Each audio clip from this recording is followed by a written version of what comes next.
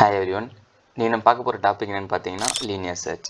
First linear search அப்படின்னு என்னன்னா இது வந்து ஒரு சீக்வென்ஷியல் சர்ச் அப்படின்னு சொல்லலாம். சீக்வென்ஷியல்னா 1 by 1 அதாவது லீனியராக சர்ச் பண்ணிட்டு போகிறதுனால இது வந்து லீனியர் சர்ச். என்னுடைய மெயின் கான்செப்ட் என்ன அப்படின்னா ஒரு அரே கொடுத்துட்டாங்க அப்படின்னா அது ஷார்ட்டட் அரே இருந்தாலும் சரி அன்ஷார்ட்டட் அரே இருந்தாலும் சரி அந்த அரேயில் இருக்கிற எலமெண்ட்டோடைய பொசிஷனை கண்டுபிடிக்கணும், அதாவது இண்டெக்ஸிங் கண்டுபிடிக்கணும். இப்போ பார்த்தீங்கன்னா இந்த எக்ஸாம்பிள் பாருங்கள் 6 1 5 3 2 4. இப்போ வந்து எனக்கு வந்து 2வோடைய இண்டெக்ஸிங் பொசிஷன் கண்டுபிடிங்க அப்படின்னா ஃபஸ்ட்டு வந்து ஒரு இண்டெக்ஸாக வந்து செக் பண்ணிட்டே போவோம். அதாவது நம்ம டார்கெட் வேல்யூ வந்து 2, அதுவும் ரெண்டும் ஈக்குவலாக இருக்கிறப்போ அதனுடைய இண்டெக்ஸ் வந்து ஃபைன் பண்ணும். ஓகேங்களா? இது வந்து நம்ம ப்ரோக்ராம் பண்ணி பார்க்கலாம்.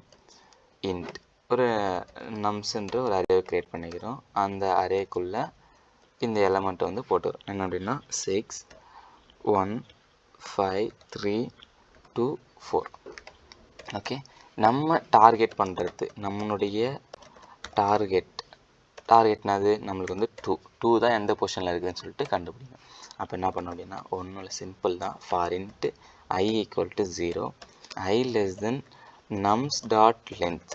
அதனுடைய லென்த் வந்து எவ்வளோன்னு தெரியாது. So nums dot length. Then next வந்து பார்த்தீங்கன்னா இப்போ ஒன்றில் சிம்பிள் இந்த லாஜிக் மட்டும் பாருங்கள், ஈஸியாக பண்ணிடுறோம்.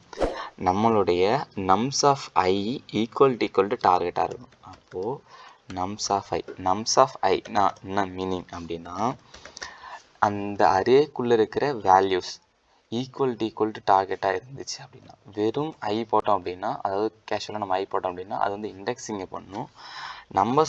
nums of I சம்திங் அதாவது B of I அப்படின்னு போட்டிங்கன்னா அந்த அரேயில் இருக்கிற வேல்யூஸை ரெப்ரசன்ட் பண்ணும். ஓகே, இப்போ வந்து அதனுடைய இண்டெக்ஸிங் தான் நம்ம பண்ண போகிறோம், அதாவது I. அப்போ இந்த இடத்துல எப்படி கொடுக்கலாம்னா